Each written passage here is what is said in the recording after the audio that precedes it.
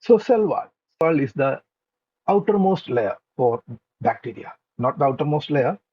And capsulated organism will have the capsule is the outermost layer. In cell wall, generally we will call it as the cell wall is the outermost layer or the tough and rough structure that will cover the bacteria. And the cell wall will give the rigidity and shape, so that means the cell wall will give the strength and shape of the bacteria.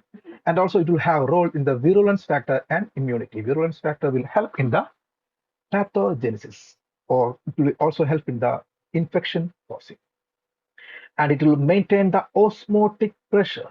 And due to the maintaining the osmotic pressure, the bacteria will get the nutrients from outside the cells. And this is the site for phage absorption. And also it will take part in the cell division. The cell wall will be take part in the cell division. And the cell wall can be demonstrated by plasmolysis. Plasmolysis is the process by which we can detach the cell wall from the bacteria. Bacterial cell wall. This bacterial cell wall is made up of mucopeptide or peptidoglycan layer, and this is the structure of peptidoglycan layer.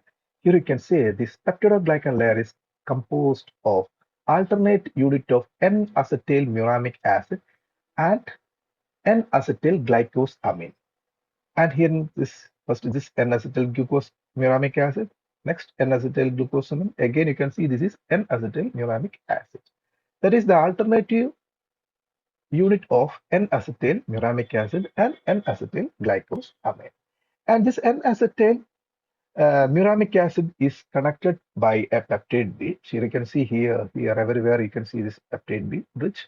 And these two peptide bridge are connected by this pentapeptide bridge. So this is the structure of mucopeptide or peptidoglycan layer of bacterial cell. That is, it is connected. It is made up of alternative unit of N-acetyl muramic acid and N-acetyl glycosamine.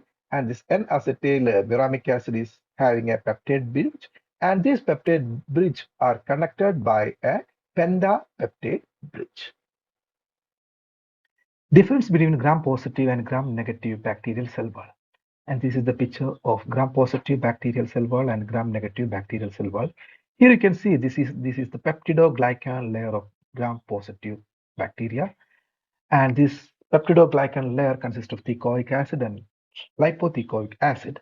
And in gram-positive bacteria, you can see the thick peptidoglycan layer when comparing to the gram-negative organism. Here, this is the peptidoglycan layer of the gram-negative organism, and this one is the peptidoglycan layer is the of the gram-positive organism. Here you can see the thick peptidoglycan layer with teichoic acid and lipoteichoic acid, and this is the thin layer of peptidoglycan layer, and also this teichoic acid and lipoteichoic acid is not seen in this gram-negative organism.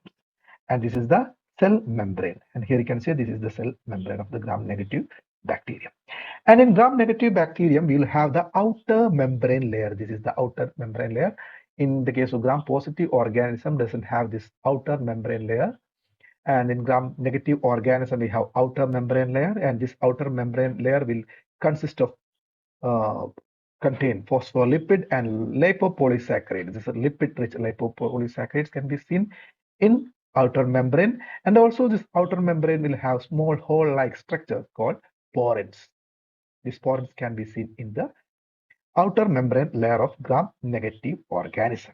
And also you can see this is the periplasmic layer. This periplasmic layer can be seen in gram-negative bacterium, and mainly this periplasmic space will be generally not seen in gram-positive organism, but in some organism we can see. In generally, the periplasmic layer will be absent in gram-positive organism and comparing to this gram-negative organism.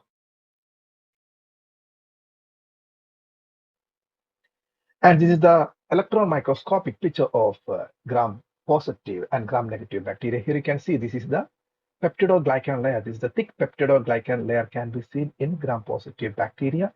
Here you can see this is thin peptidoglycan layer, and the outer membrane can be seen in gram-negative bacteria, but not in gram-positive bacteria. So periplasmic space, this is the periplasmic space, and this periplasmic space can be seen only in this gram-negative bacteria, not in this gram-positive bacteria. Subscribe to Simply Micromed. If you're curious about medical microbiology, infectious diseases, and unraveling the mysteries of tiny organisms, hit that subscribe button. Join our community of science enthusiasts, and let's explore the microscopic world together. Remember, knowledge is contagious. Spread it by liking and subscribing. Thank you.